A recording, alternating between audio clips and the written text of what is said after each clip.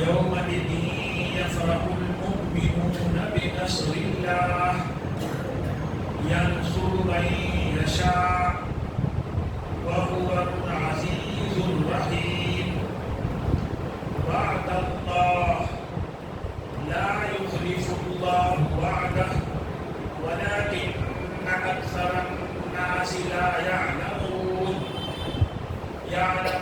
ظاهرا من الحياة الدنيا وهم عن الآخرة هم غافلون. بھائیوں، یہ سورہ روم کی ابتدائی آیتیں ہیں جسے امام صاحب نے تراویح کی تیسری رکعت میں تلاوت کیا تھا. سورہ روم کل 6 رکوع کی سورہ ہے، یعنی اس میں کل 6 رکوع ہیں، آیتیں کل 60.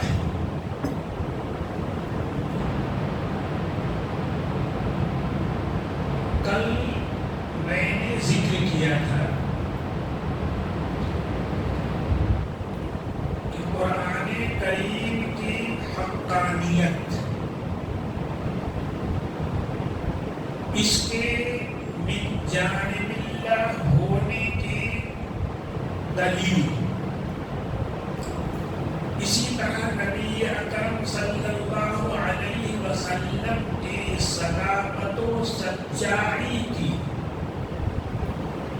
دلیلوں میں سے ایک دلیل یہ بھی ہے کہ قرآن کریم میں بہت سی پیشن گوئیاں کی ہیں اللہ پاک نے، اور وہ ساری پیشن گوئیاں 100% حرف بحرف صحیح و صادق نکلی ہیں.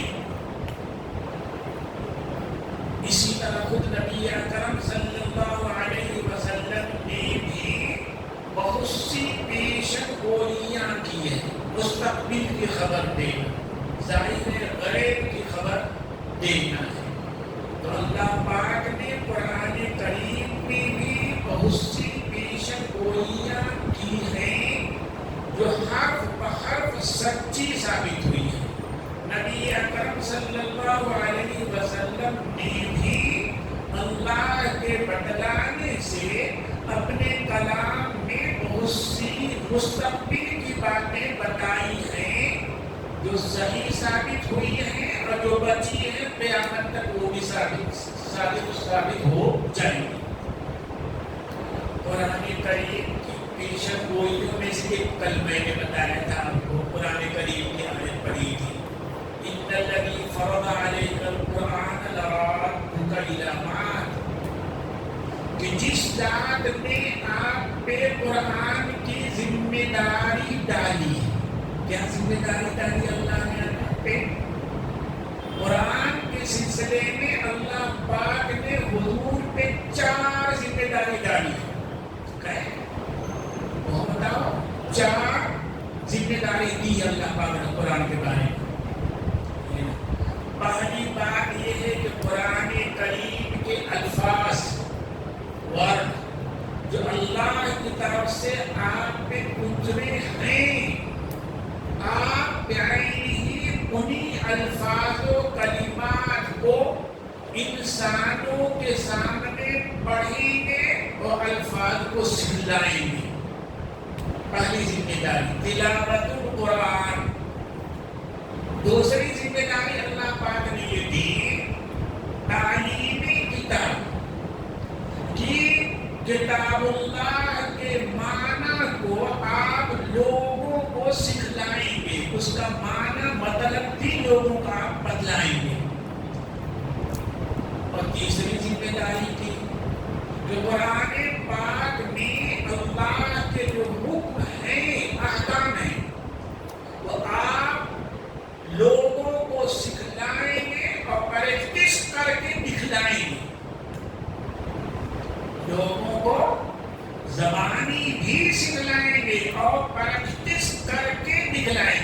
جو حضور نے کر کے پریکٹس کر کے دکھایا اسی کا نام سنت ہے، اسی کا نام سنت۔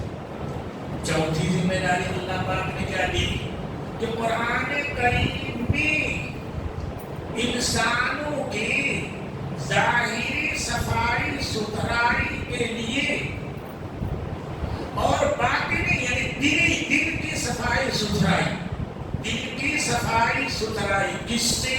کفر سے، شرک سے، برے اخلاق سے، گندے خیالات سے۔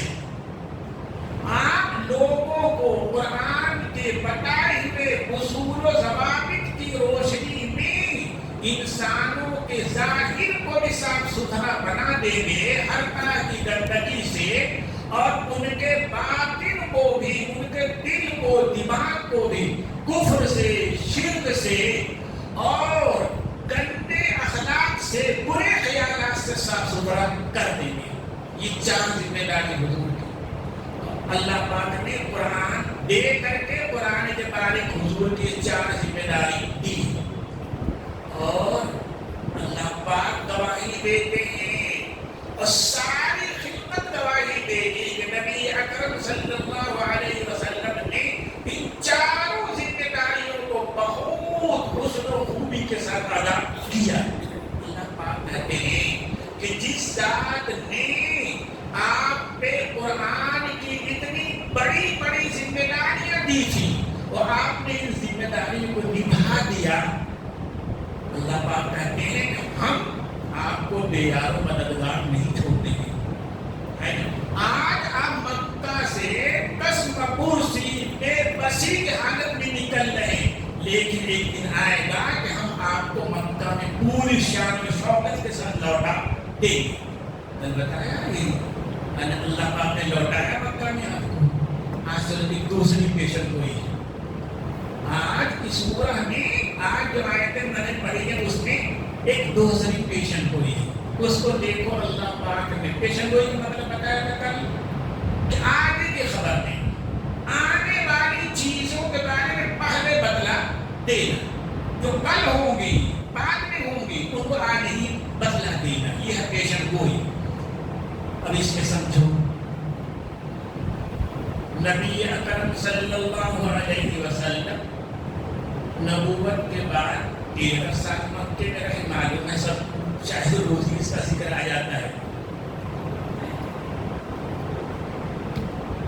اب وہاں رہے تو مشرکوں کے ساتھ اختلاف تو تھا ہی، وہ بتوں کے پوجنے والے، سینکڑوں خدا کے ماننے والے، آخرت کو نہ ماننے والے، اور رسول اور صحابہ رضی اللہ عنہم ایک وحدہ لا شریک لہ کو ماننے والے، بتوں کی پرستش سے، پوجا سے کوسوں ہزاروں میل دور رہنے والے، اور آخرت کو ماننے والے۔ تو یہ اللہ کو ماننے والے ہیں، اللہ کی وحدانیت کو ماننے والے تھے، رسالت کو ماننے والے ہیں، آخرت کو ماننے والے۔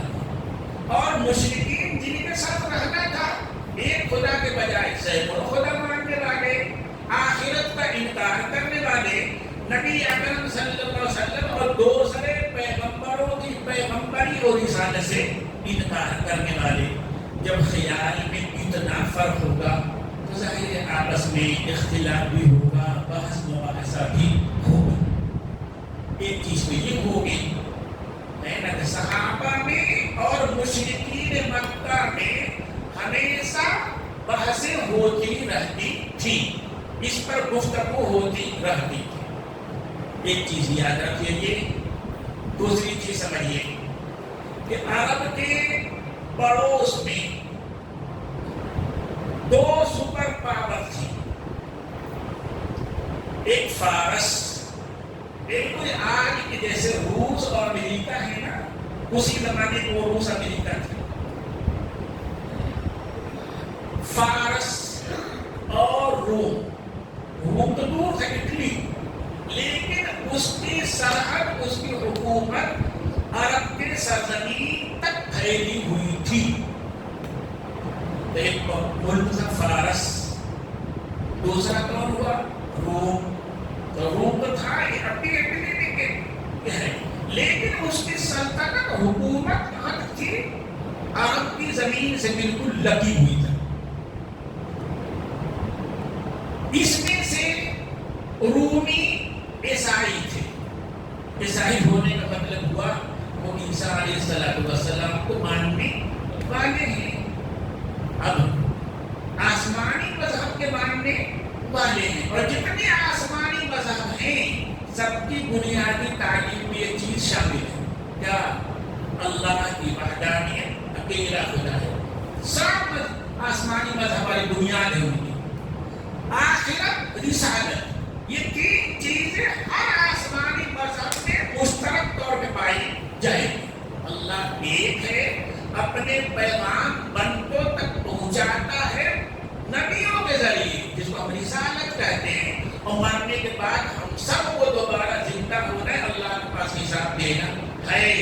اسی کو میں نے کہا وحدانیت، رسالت، آخرت، یہ تین بنیادی تعلیمیں ہر آسمانی مذہب کی.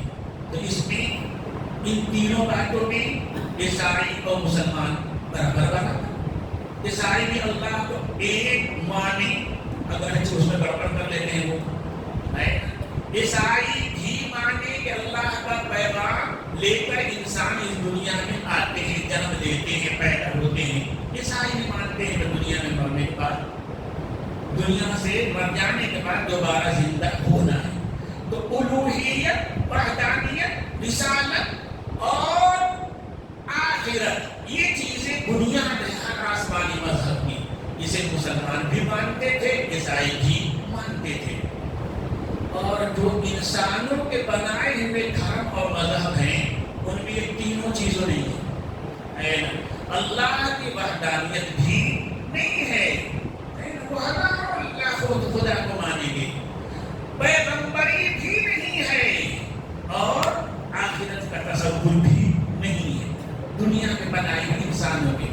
اب سمجھو کہ رومی تو تھے عیسائی، تو ان کے عقیدے، ان کے خیالات مسلمانوں سے ملتے جلتے ہیں. اس لیے مسلمانوں کو رومیوں اور عیسائیوں کے ساتھ ہمدردی تھی. اور عرب کے مکہ کے مشرکین تھے بت پرست، آخرت کے نہ ماننے والے، رسالت کے انکار کرنے والے. ادھر فارس کے لوگ بھی ایسی تھے، ہے نا، ایک نہیں کئی خدا ماننے والے، رسالت کا انکار کرنے والے، مرنے کے بعد دوبارہ زندہ ہونا اس کا انکار کرنے والے ہیں. تو ان کا میل بیٹھ رہا تھا کس سے؟ مشرکوں سے، قریش سے اور یہود نبی. اور عیسائیوں کا میل بیٹھ رہا تھا کس سے؟ مسلمانوں سے. یہ دوسری بات ہوئی. اب سمجھو، رومیوں میں اور فارسیوں میں، روم میں اور فارس کے لوگوں میں ہمیشہ جنگ رہتی تھی. یا تو کھلی جنگ، یا تو سرد جنگ جس کو کہتے ہیں، جسے امریکہ اور روس میں رہتی ہے، ہر دم کھڑی رہتی ہے. یا کھلے طور پہ لڑائیں گے یا اندر کریں گے. اسی طرح سے ان دو سپر پاوروں میں بھی جنگ رہتی تھی. اب اس لڑائی میں مسلمانوں کی خواہش ہوتی تھی کہ رومی جیتے، عیسائی جیتے، اس لیے کہ ان سے قریب ہیں. اور مکہ کے مشرکین کی خواہش یہ ہوتی تھی کہ پارسی جیتے، جو مشرک ہیں، جو ان کے ہم خیال ہیں. یہ رہتی تھی. یہ بات سمجھ میں آئی؟ اب تک خلاصہ کیا ہوا کہ مسلمانوں کی ہمدردی کس کے ساتھ تھی؟ اور رومیوں کے ساتھ، عیسائیوں کے ساتھ. مسلمان چاہتے کہ وہی جیتے، وہی غالب رہے. اور مشرکین مکہ کی ہمدردی، محبت کس کے ساتھ تھی؟ فارسیوں کے ساتھ. فارسیوں کے ساتھ وہ چاہتے تھے کہ وہ جیتے. رومی جیت جاتے تھے مسلمان خوش ہوتے تھے. پارسی جیت جاتے تھے جو آگ کے پجاری تھے، آتش پرست تھے، تو مکہ کے مشرکین کیا ہوتے تھے؟ خوش ہوتے تھے. اب نبی اکرم صلی اللہ علیہ وسلم کی نبوت کا اعلان نبوت کے بعد کا یہ 8واں سال ہے. کون سا ہے؟ 8واں سال. مکے میں مشرکین بھی ہیں، مسلمان بھی اچھے خاصے ہو ہی چکے ہیں سینکڑوں کی تعداد میں. رومیوں میں اور فارسیوں میں جنگ ہوئی، لڑائی تھمی. تو مسلمان کیا چاہیں گے؟ رومی جیتے ابھی بتایا. مشرک کیا چاہیں گے؟ فارسی جیتے ابھی بتایا. جنگ تھمی. کہاں جنگ تھمی؟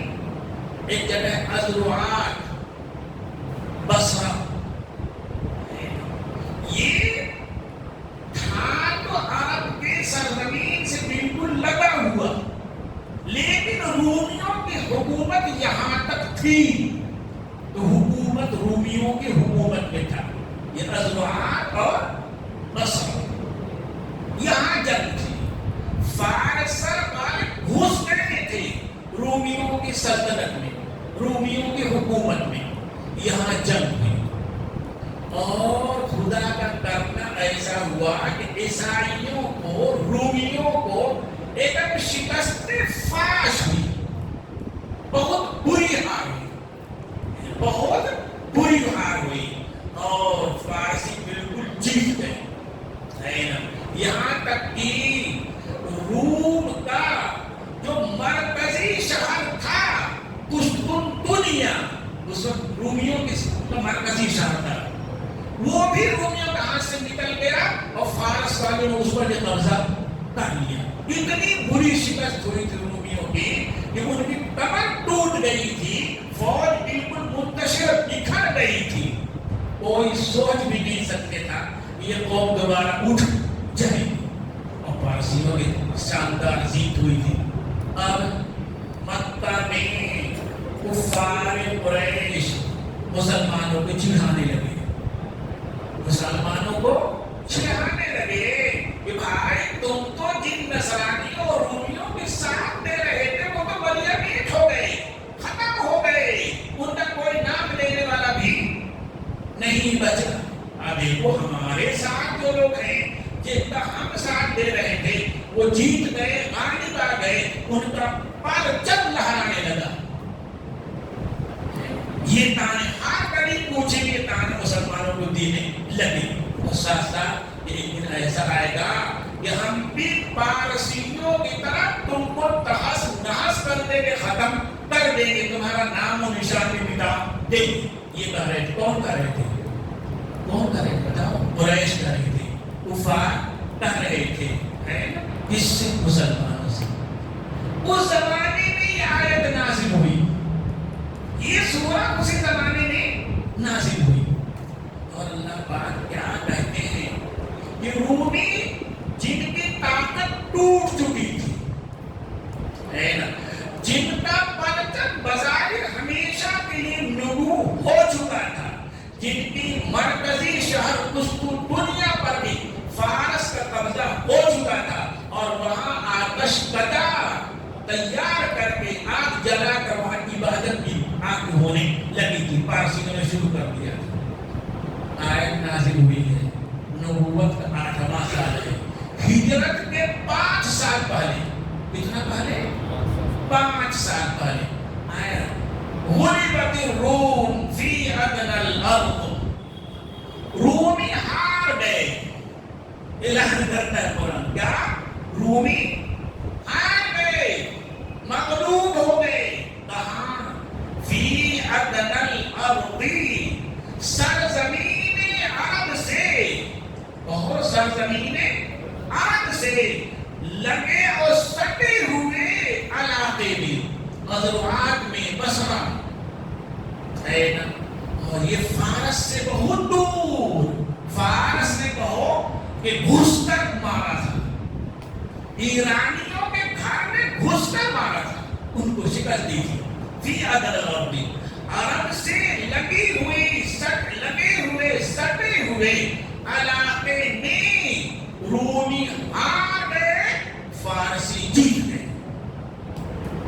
آگے کہتا ہے وَهُمْ مِنْ بَعْدِ غَلَبِهِمْ سَيَغْلِبُونَ. وہ آج بھی اس دور کے، اس زمانے کی اپنی ہار کے بعد جلد ہی جیت جائیں گے، جلد ہی غالب آ جائیں گے.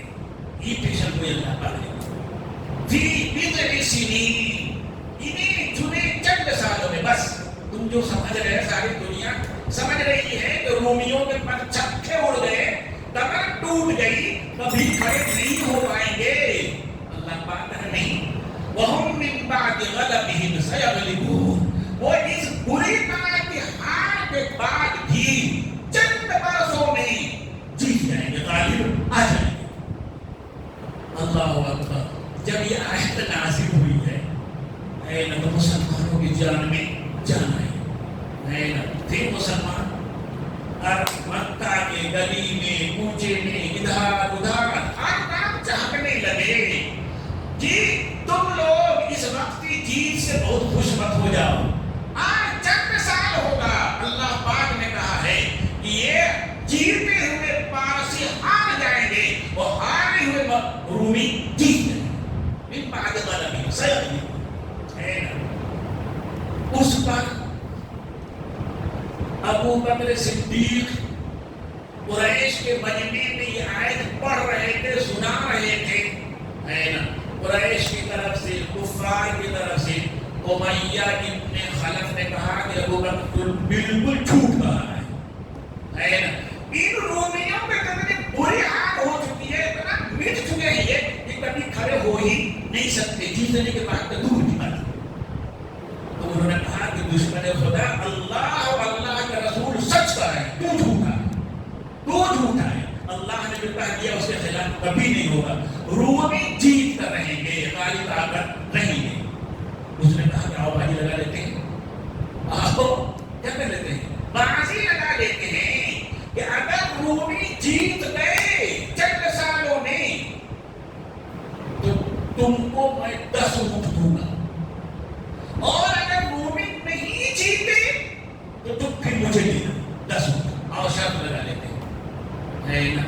شرط لگ گئی، بن گئی شرط. اتنا یقین تھا اللہ کی بات میں، ایسا ہی یقین ہونا چاہیے. شرط لگ گئی کہ اگر رومی جیتے تو ابو بکر جیت گئے.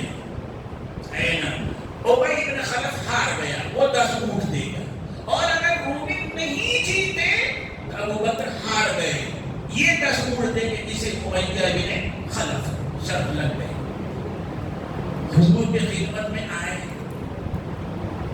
ابو بکر، انہوں نے یہ واقعہ بیان کیا ہے اللہ کے رسول آج مجھ سے اور ابی بن خلف میں ایک شرط لگ گئی ہے، بت گئی ہے. یہ ابی بن خلف نے میرے آپ نے فرمایا کتنی مدت تم نے بتائی ہے، اتنی مدت میں کتنے سال میں؟ تو ابو بکر نے کہا اللہ کے رسول 3 سال میں نے کہا ہے کہ 3 سال کے اندر اندر. حضور نے فرمایا نہیں، قرآن میں یہ نہیں ہے، 3 سال نہیں ہے، فی بضع سنین ہے. کیا ہے قرآن میں؟ کیا لفظ ہے؟ بضع سنین. اور بضع کہتے ہیں 3 سے لے کر 9 سال تک. صرف 3 سال کو نہیں، 3 سے لے کر کے 9 سال. تو اللہ پاک نے یہ کہا کہ 3 سے لے کر 9 سال کے درمیان رومی جیتے گے. یہ اللہ پاک نے، آپ نے 3 کیوں کہہ دیا؟ آپ جائیے اس کے پاس اور کہیے کہ 3 سے لے کر 9 سال کے اندر وہ جیتیں گے. اور کہہ دیجیے کہ 10 اونٹ نہیں 100 اونٹ رہے گا شرط. کتنی شرط؟ کتنی؟ 100 اونٹ کی. گئے ابو بکر، کہا کہ بھائی 3 سے لے کر 9 سال کے اندر 9 سال کے اندر اندر رومی جیتیں گے. اور ہماری تمہاری شرط اب 10 اونٹ کی نہیں رہے گی بلکہ کتنی کی رہے گی؟ 100 اونٹ کی رہے گی. چلو ہو گیا. یہ آیتیں نازل ہونے کے بعد رسول اللہ صلی اللہ علیہ وسلم مکہ میں 5 سال رہے. کیسا 8 سال نبوت میں یہ آیتیں نازل ہوئی تھی، 5 سال مزید آپ رہے، 5 سال رہے. اس کے بعد سارے صحابہ نے ہجرت کیا، حضور بھی ہجرت کی تیاری کرنے لگے، ابو بکر بھی تیاری کرنے لگے جس کی ہجرت کی، مدینہ جانے کی. یہ ابی بن خلف ابو بکر کے پاس آیا، بولا ابو بکر یاد ہے نا ہمارے تمہارے درمیان 100 اونٹ کی کیا بنی ہے؟ شرط لگی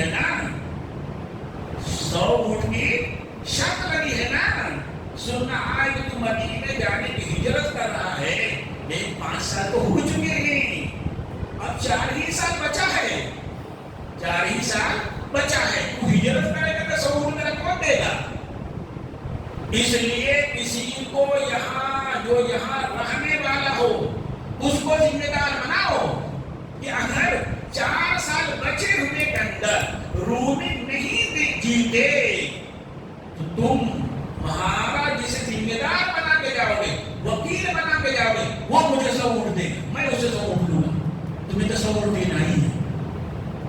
تب وہ بندہ کو یقین کہا کہ نہیں، میرے بیٹے عبد الرحمان رہیں گے مکہ میں، وہی ذمہ دار ہوں گے۔ اگر نہیں جیتے 9 سال کے اندر تو عبد الرحمان میری طرف سے تمہیں 100 اونٹ دے گے۔ چلے مکہ چھوڑ دیا، مدینہ چلے آئے۔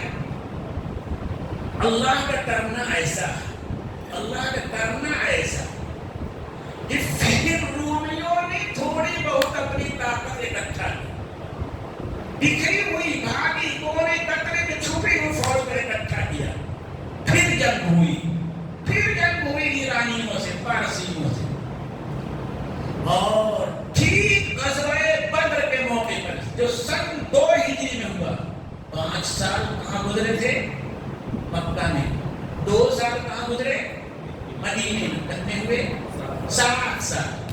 ابھی اس آیت کے نازل ہوئے پورے 7 سال بھی نہیں ہوئی تھی، ہے نا؟ بدر کا موقع ہے، بدر کا موقع ہے۔ نبی اکرم صلی اللہ علیہ وسلم کو قریش پہ فتح حاصل ہو چکی ہے، جیت چکے ہیں۔ اسی وقت خبر آئی ہے کہ رومیوں نے پارسیوں کو پیٹ دیا ہے نا، پارسیوں کے پر چھکے اڑا دیے رومیوں نے، اور رومی ایسے جیتے کہ پارس پورا کا پورا گھٹنے میں آ گیا۔ قرآن کہتا ہے وَهُمْ مِنْ بَعْدِ غَلَبِهِمْ سَيَغْلِبُونَ فِي بِضْعِ سِنِينَ، ہے نا؟ یہ رومی چند سال میں، 9 سال کے اندر پارسیوں پہ غالب آ جائیں گے۔ رومی جب ہارے گئے تب بھی اختیار اللہ ہی کے ہاتھ میں تھا، اور کل آج رومی جب جیتے ہیں تب بھی اختیار کس کے ہاتھ میں تھا؟ اللہ کے ہاتھ میں تھا۔ پارسیوں کا غلبہ ہوا تھا، اللہ نے دیا تھا، اسی اللہ نے وعدہ کیا ہے کہ ہم رومیوں کو غالب کریں گے، آج غالب کر کے دکھا دیا۔ اور سنو آگے اللہ اکبر کیا قرآن کہتا ہے۔ دوسری ایک تو ہوئی نا، اس میں دوسری پیشن کوئی ہے نا، للہ الامر ویومئذ یفرح المؤمنون بنصر اللہ، اسی موقع پہ کرو یومئذ ترجمہ، اسی موقع پہ اللہ کی مدد کی وجہ سے، اللہ کی فتح و نصرت کی وجہ سے مسلمان بھی جشن منا رہے ہوں گے۔ کہاں؟ یہ دیکھیں 7 سال پہلے نازل ہوئی ہے، اور اللہ نے کہا کہ اس وقت مسلمانوں کو ڈبل خوشی ہوگی، اس وقت مسلمانوں کو ڈبل خوشی ہوگی۔ ایک تو اپنے ہم خیال رومیوں کے غالب آنے کی خوشی ہوگی، اور ایک اپنی فتح کی خوشی ہوگی، قریش پہ غالب آ جائے گا مسلمان۔ کون سمجھ سکتا تھا کہ جو قریش کے 1000 لشکر لے کے آئے ہیں اور پورا لشکر ہتھیار میں سجا ہوا ہے، اس کے مقابلے میں 313 مسلمان نہتے جیت جائیں گے، تو قریش کا جب مغلوب ہو جائیں گے، ہار جائیں گے۔ فرماتا ہے وَيَوْمَئِذٍ يَفْرَحُ الْمُؤْمِنُونَ بِنَصْرِ اللَّهِ، اس دن مسلمان خوش ہوں گے، جشن منا رہے ہوں، کیوں کہ اللہ کی نصرت اور فتح کی وجہ سے وہ قریش پہ غالب آ چکے ہوں گے۔ ایک ہی دن میں 2 غلبہ، ادھر اللہ پاک نے رومیوں کے غالب ہونے کی پیشن گوئی کی، اس دن مسلمانوں کے غالب آنے کی پیشن گوئی کی تھی، اللہ پاک نے دونوں پیشن گوئیاں پوری کر دی۔ یہ ہے قرآن، سچا ہے، من جانب اللہ ہے، ہمارے نبی صلی اللہ علیہ وسلم سچے ہیں، اللہ کے سچے نبی ہیں، ان کی کوئی بات، قرآن کی کوئی بات خلاف نہیں ہو سکتی۔ اللہ پاک کہتے ہیں آگے، دیکھو اللہ اکبر، وعد اللہ وهو العزیز الرحیم، وهو العزیز الرحیم، ينصر من یشاء، جس کی چاہتا ہے فتح کر دیتا ہے اللہ، ہے نا؟ وہ نہیں دیکھتا کہ کس کے پاس فوج جاتا ہے، کس کے پاس ہتھیار جاتا ہے، نہیں،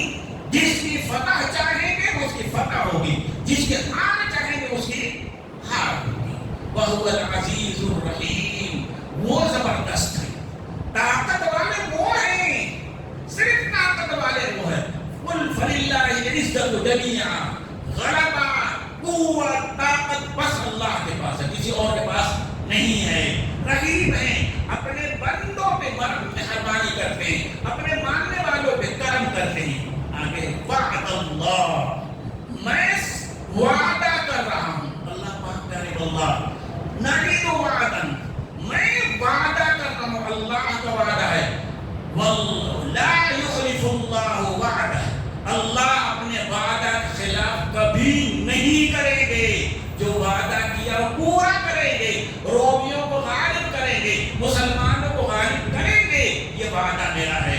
وَلَكِنَّ أَكْثَرَ النَّاسِ لَا يَعْلَمُونَ، لیکن انسانوں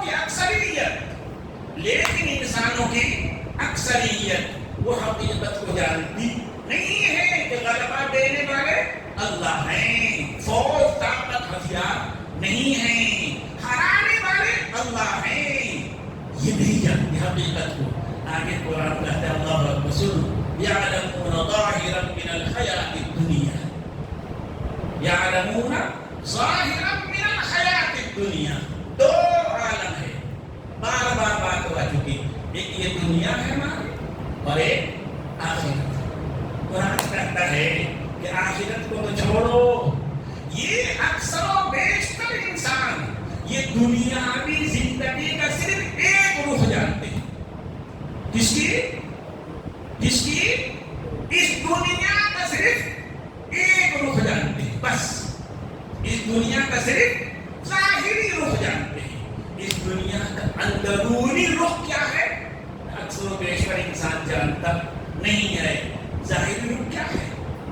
دنیا کا ظاہری رخ کیا ہے جس کو ہم بھی جانتے ہیں، آپ بھی جانتے ہو، ہر کافر جانتا ہے کیا کہ اس دنیا میں جو کچھ ہوتا ہے اسباب سے ہوتا ہے، سبب سے ہوتا ہے۔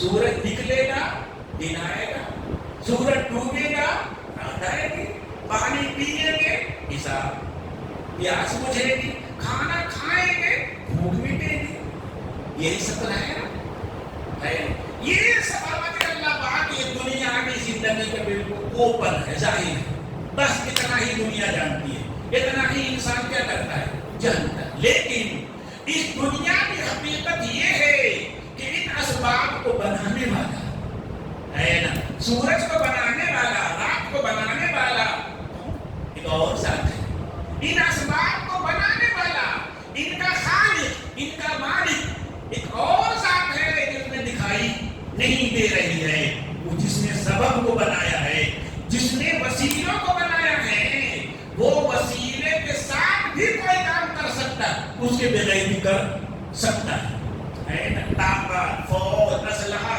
یہ اسباب ہے جیتنے کے، کس کے ہیں؟ اسباب ہے جیتنے کے، لیکن اللہ پاک جتانے کے لیے ان کا محتاج نہیں ہے نا۔ انہوں نے سبب بنایا ہے، وہ سبب کے مطابق بھی کر سکتے ہیں، سبب سے ہٹ کر بھی کرتے ہیں۔ تم نے دیکھا کہ محمد نے چاند سے انگلی اشارہ کیا، انگلی سے چاند دو ٹکڑا ہو گیا، کیا محمد کی انگلی نے کر دیا تھا کیا؟ تم یہ دیکھ رہے ہو شریف کہ محمد کی انگلی اٹھی ہے، عیسیٰ نے فلاں پہ دم کر دیا، زندہ ہو گیا، یہ عیسیٰ نے خون میں اتنی طاقت ہو گئی ہے؟ نہیں، زندہ کرنے والی وہ ذات ہے جس کو تم دیکھ نہیں رہے ہو، چاند کو ٹکڑے کرنے والی وہ ذات ہے جس کو تم دیکھ نہیں رہے ہو۔ اس دنیا میں ایک ایسی ذات ہے، اس دنیا میں تصرف کرنے والی، اس دنیا میں کرتا دھرتا ہر چیز کا کرتا دھرتا ایک ذات ہے جو ہر ذرے ذرے کو جانتی ہے، ہر چیز کو قدرت رکھتی ہے، اسباب کے بغیر فوق الاسباب بھی وہ سب کچھ کر سکتی ہے۔ لیکن اس حقیقت کو اکثر بیشتر لوگ جانتے نہیں ہے، اوپر ہی دیکھا ہے وہی بس جانتے ہیں۔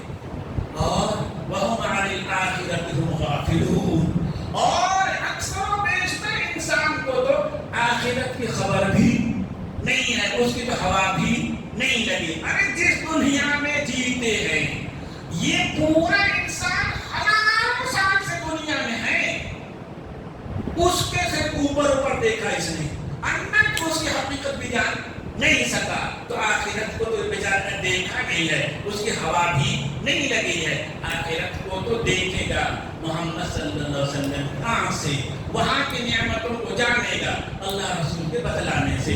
جسے اللہ پر اعتماد ہوگا، نبی صلی اللہ علیہ وسلم کی ذات پر اعتماد ہوگا، وہ دنیا کی اصل حقیقت کو سمجھے گا، وہ آخرت کو سمجھے گا۔ اللہ پاک ہمیں اور آپ سب کو اللہ پر اعتماد و بھروسہ عطا کرے، اللہ کے نبی صلی اللہ علیہ وسلم پر اعتماد و بھروسہ عطا کرے۔